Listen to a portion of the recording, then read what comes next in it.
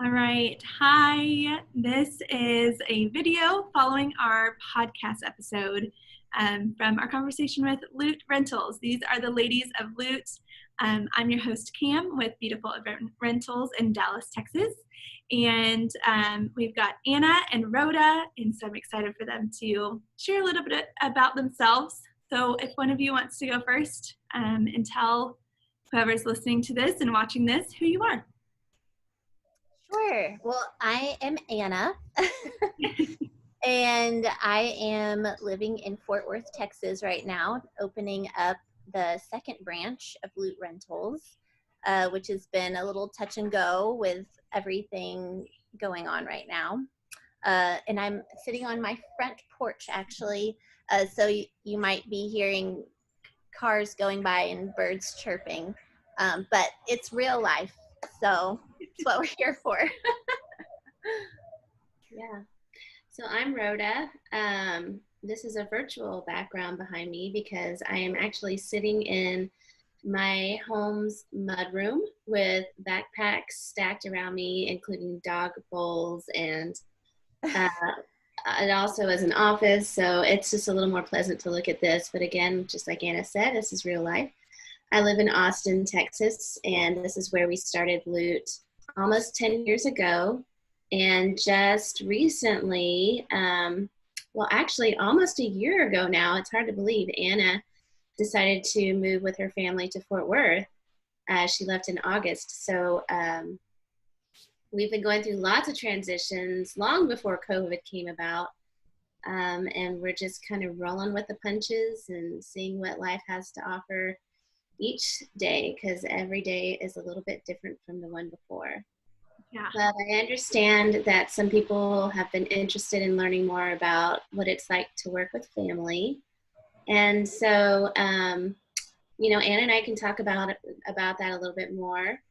As we mentioned in the podcast, I'm pretty sure we started this because of Anna's wedding.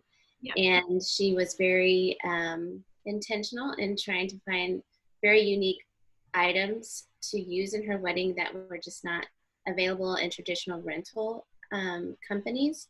And so she enlisted her family, including me, because I'm her sister-in-law. I am married to her brother for nearly 20 years now. And we just went around collecting items, and it just evolved the way it did into where we became, sisters-in-law first, then friends, then business partners. And so that's where we are. It's just been a constantly evolving relationship, and we've been very good at maintaining parameters of where the relationship, the boundaries of the relationship, when it stops with being business partners and it starts being family, and vice versa. And it's just worked out for us. Yeah, that's awesome. I think in the podcast episode, you guys talked about, having family dinners or, birthday parties or celebrations and, normal family gatherings, and how you guys leave work conversations to the office and not talk about it at home and with each other, unless, of course, absolutely necessary. During COVID-19, I'm sure you've had some conversations while at home or while with each other. But on a normal basis, I love that you guys talked about creating very definitive boundaries around work conversations. And sometimes it's easy to talk about it because it's, most of your life revolves around being at the office or doing business. And so I think sometimes it's tough to make those boundaries. I think generally, even if you don't work with family, I think it's tough to make those boundaries, but you guys have done it so gracefully, or at least from the outside looking in, you guys have done it so gracefully. Yeah. And I think it also comes from, we started out as family and friends before. And I think that when people come together as business and that is their connector from the very beginning, it's kind of hard to expand on that and become friends. So for us, our friendship came first. And so that's kind of what we hold as a priority, really. And we don't want to lose that, because if we're always focused on business all of the time, then that part of our relationship will end up suffering. Mm-hmm. Right. What's nice too, though, I think that kind of is a secret sauce, is that we're both moms, and so we're able to utilize our business trips as kind of like getaways for ourselves too, and those are kind of our little special times to be together, and we can combine it with business. So when we do our shopping trips, it's nice to say that that's not a vacation. Like we're working, we're out here working and doing what we need to do, but those are our way to connect too, especially now that we are not living in the same town. Those are more important than ever for us to be able to get together. And it's just become so natural for us to, like, in the scope of that day, if we're out on a shopping trip, say in Round Top, we kind of reserve the evening to do like connections, but we're very like, we're business people in the day. And I think that we've been doing this for long enough, nearly 10 years, that it's not even anything that we think about anymore. We just that's just kind of how we motivate and roll together. Right. That makes sense. I love that you guys kind of take time for yourselves when you go on business trips as well.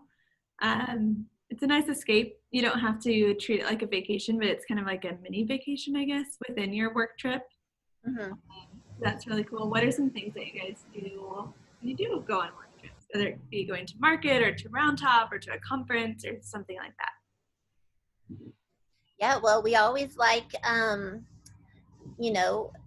going down to the hotel restaurant. It's usually some good bonding there. Room service. Yeah. Just having girl hangs in bed with room service. That's always fun. We've been known to hit the spa. We've been known to hit the spa. Oh yeah, we like a good spa day if time allows. Because being business owners and moms, there's not much time for self-pampering. Right. And so it's nice to kind of squeeze that in when we can. Yeah, definitely. I'd like to have kiddos and family, and you're juggling a lot. You guys are juggling a lot. I think it's you already juggle a lot, but when you also have to maintain relationships with other people and keep your kids alive and happy at that too. Yeah, I think they appreciate the moms that they get when we come home.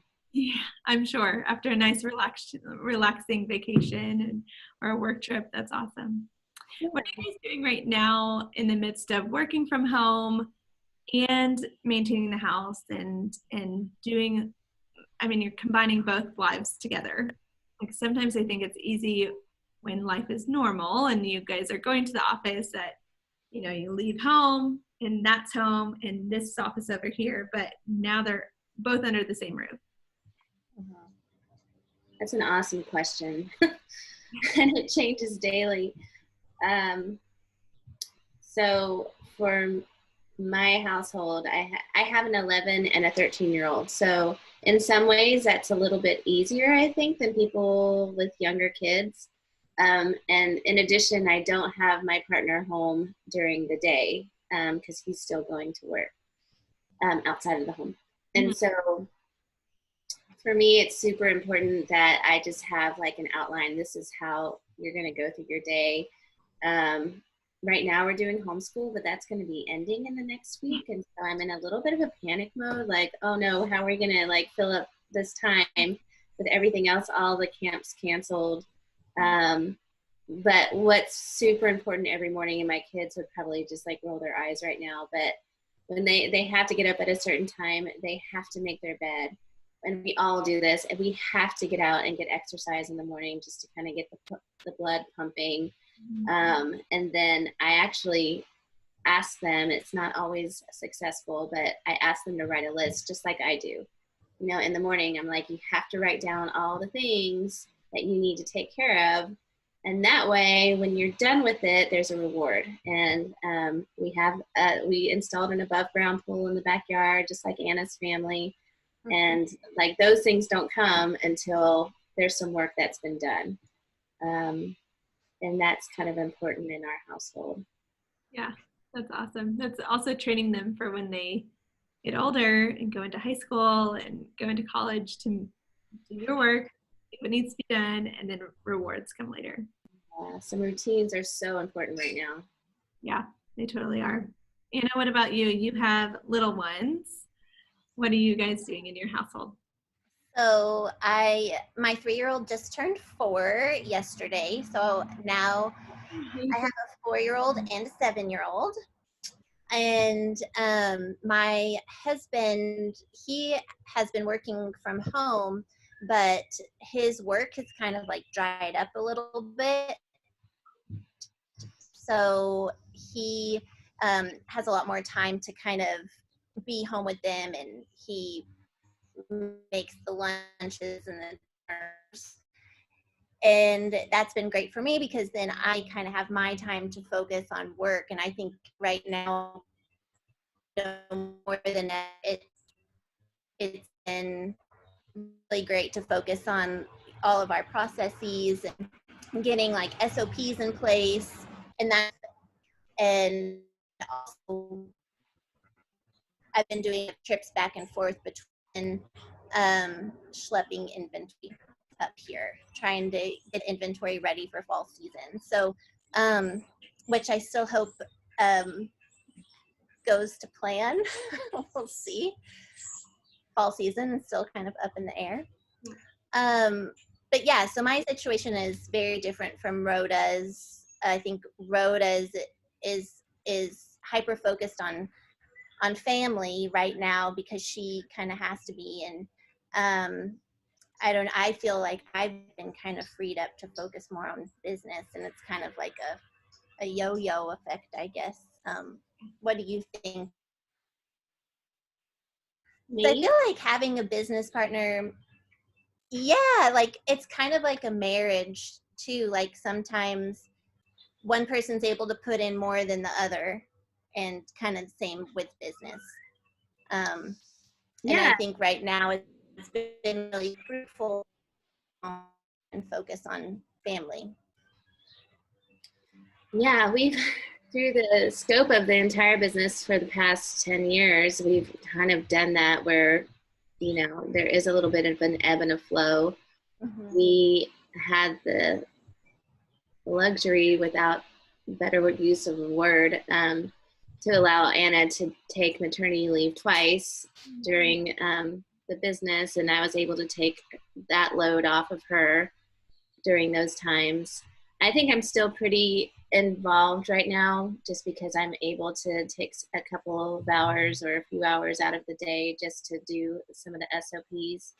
So I feel like I still am pretty involved, but there is an ebb and a flow that we have had in the past, which I do think is kind of a luxury compared to somebody who is being a sole, running the whole business by themselves. I think we do have that ability to share in the work. Yeah, that's for sure. I don't have a business partner per se, but I do have a team.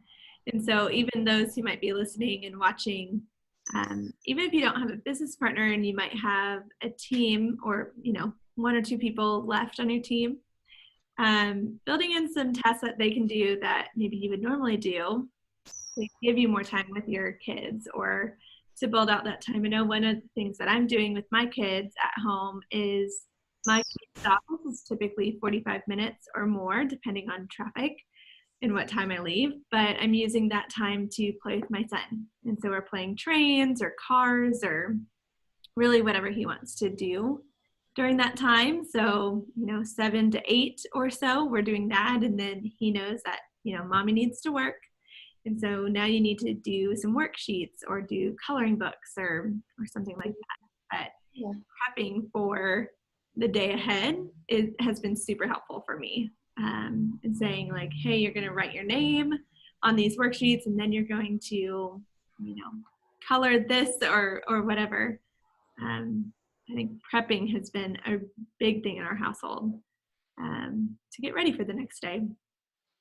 So even if you don't have someone who is your business partner or anything like that, the best thing is Kaylee, who's still on my team. She's been able to say, hey, why don't I take the morning and I'll do whatever needs to be done this morning, and then maybe you work later into the evening, or have an ebb and flow to your schedule. So it's helpful to have things, but I think you can still achieve everything without a team as long as you plan for it and have a routine. I think Certainly at this time when there's not as many events going on, I think it'd be a lot more challenging if, you know, we had to work from home with the children home as well, but had a full calendar of events happening at the same time. Right. So there are some mixed blessings in all this, I think.